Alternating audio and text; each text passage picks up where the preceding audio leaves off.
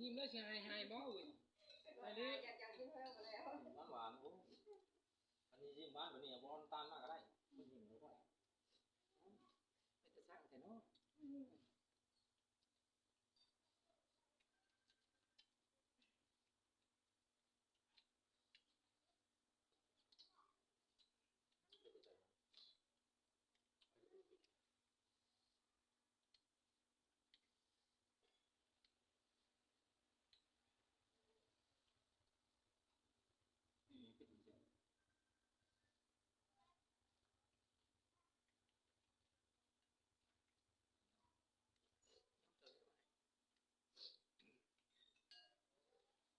จอดไปหันตรงรถบ่รถทางการบ่เขายืนมาบ่เขายืนมาบ่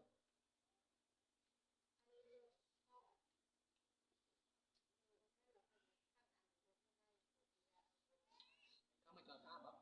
โอ้เขามาเอาหนึ่งนี่บ่นี่อ๋อเดี๋ยวเขาจอดป้าไปข้ามเบิ่งเลย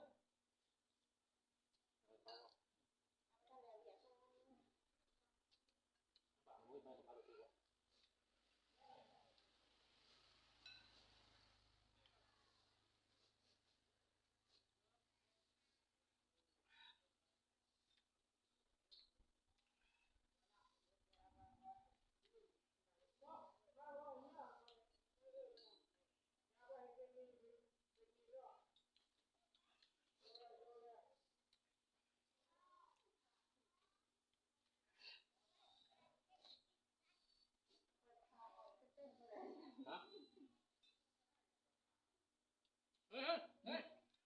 เดี๋ยวต้องกินอันนี้บ่นี่เฮ้ยกระดาษชื่อมือหนึ่งก็ให้จะเรื่องไปมือหนึ่งกินยังไงเนี่ย ตอนนี้นะจะได้จะไปกิน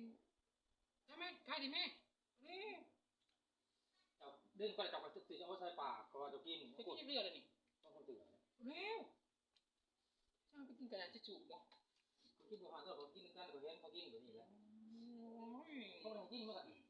ขวบคนมายังไงเขาจะกินก็มันเสร็จปากเขาเสร็จแล้วเขากำจะกินได้ผมคือว่าจะเป็นที่คอยว่าจะกินโอ้ตายแล้วกูโอ้คือคนเป็นบ่าแห้งปานนี้เขาตัวจะกำคือว่าโมจะปาก ก็แล้วแต่สิเฮ็ดแน่นอนคนเว้าขอคะแนนบ่ทันบ่จะกินก็น้ำเบิดพักเลยนี่ฮะพักกับเบิดคนมากินผักเสียได้โอ้ยเขาก็บ่ได้ว่าเขาก็แปลกินแต่เขากินผักกินหมกอีกคุณเนี่ยเป็นนี่แล้วข่อยแน่ท่านคนมาเถอะถ้าทานนั้นถ้าทานก็นั่งคุยเอาไว้ก็บ่ได้ถ้านั่งก็คุยเราทีแล้วแต่ว่าเราเจ็บปากเพราะเรากินเขาก็เลยกินแซ่บโอ้ตายคือแซ่บเลย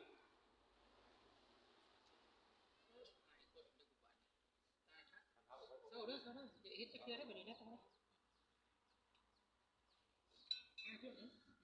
เป็นยากินมาต้องเกิดเขาอยู่ว่าคนเอาวางอยู่ที่กินมัน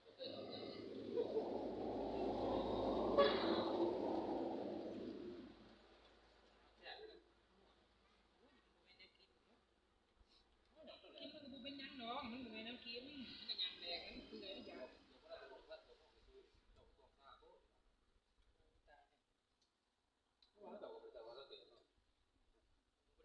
เด็กผมก็มาแปลแต่เจ้ากินผักกับกินหมักอีกนี่ก็คือเป็นเจ้าสิกินกระดาษทิชชู่เนาะโอ้ตายอันนี้แกเขากับไม่ต่างกันจนถึงแต่ว่าเขาจะมันจะต้องมันนี่เกินนี่มันนี่มันแนวคุณไม่เป็นฝาโอ้โหจ้าตายแล้วอันนี้จะมาจับไปมาเขามือทูบหัวขั้นเนาะที่หัวพวกแม่พ่อเขาเนาะกินใต้พวกเราบ่ตายดอกมันบ่ตายยังมันก็ดีต่อสุขภาพนี่แหละมันไม่แนวกินเนาะเกี่ยกินกระดาษมันสิเป็นหยังมันไม่แนวกินเนาะ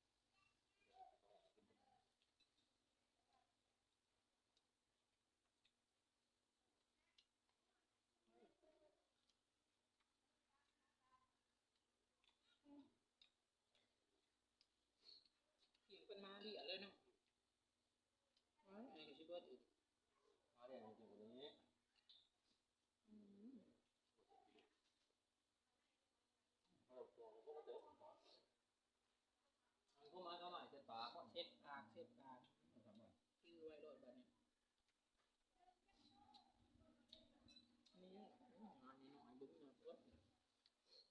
คนเห็นนี่แล้วขนาด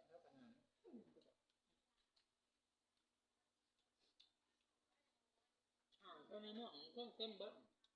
เฮ็ดแนวนี้โอ้ก็เสียวหน้าไว้ใช้เด้อเอาก็ปิดงุ้มหัวไว้ตายแล้วเอา เฮ้ยเราแช่เขากินของหวานกิน กินมาแล้วบ่เดี๋ยวนี้ฮะ กินมากอะไรหางหนึ่งอะไรหางกระป๋อง โอ้ยน่ากลัวคนเอ้ยเดี๋ยวจะไปกินกระดาษทิชชู่บ่โอ้ยจะมาโง่แต่เนาะตายแล้ว ก็เขาจะคิดว่าเขากินกระป๋องใส่จานนะจะเกี่ยวกระป๋องเลยเขาปากเขาเดี๋ยวห้องกินเขาก็เลยกิน คนบ่เนี้ยแต่ว่าบ่ อ๋อเขาบอกเขาบอกเลยพูดอะไรแต่เบื่อแล้ว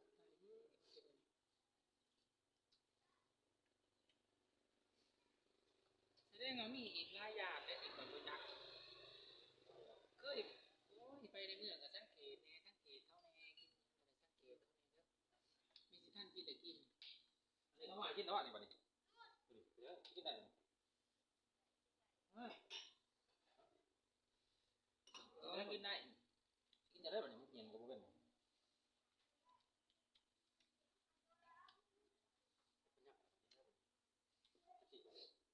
อืม ทำดูเดี๋ยวลองดูถ้าเป็นก้อนไปบุกเกอร์ อืมอืม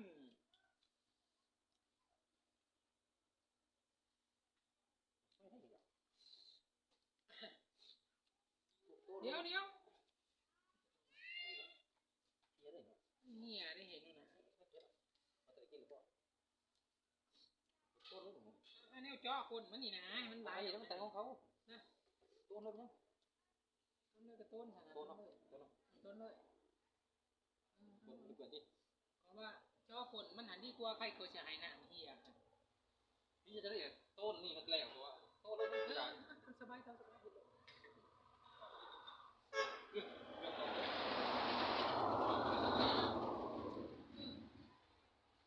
ก็คือของเขาเนาะถ้าไปจ่อคนนั่นนะมันจะ ขนมบ่นี่ สร้างคนมันเนาะ ตาลมันจะตาลบ่ แข็งแข็ง น้ำแข็งนี่น้ำแข็งอ่ะน้ำมะขามนี่แข็งเขากินลงไปมันจะบุกแข็งอะไรสอง เขาเรียกว่าน้ำนี่ลุง ว่าเอากินลงไปแล้วมันจะบุกแข็งอยู่ว่าอะไร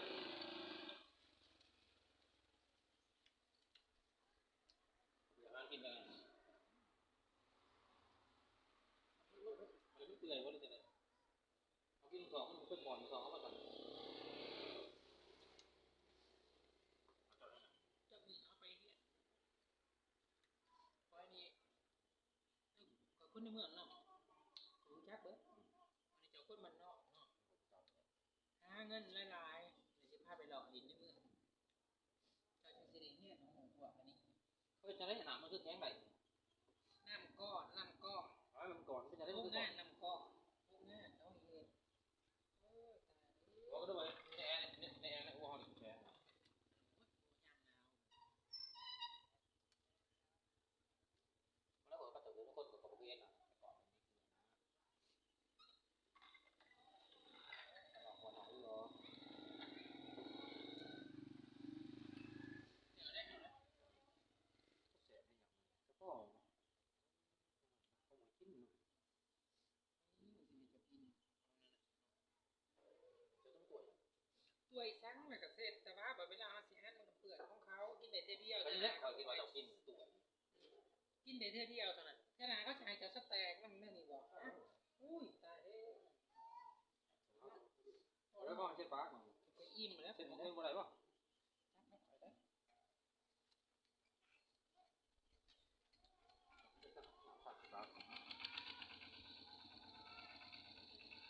ผมจับหัวกินอย่างกินกับอ่อนมึงไปตะแสบไปอย่างเจ้าก็เบิ้งสิ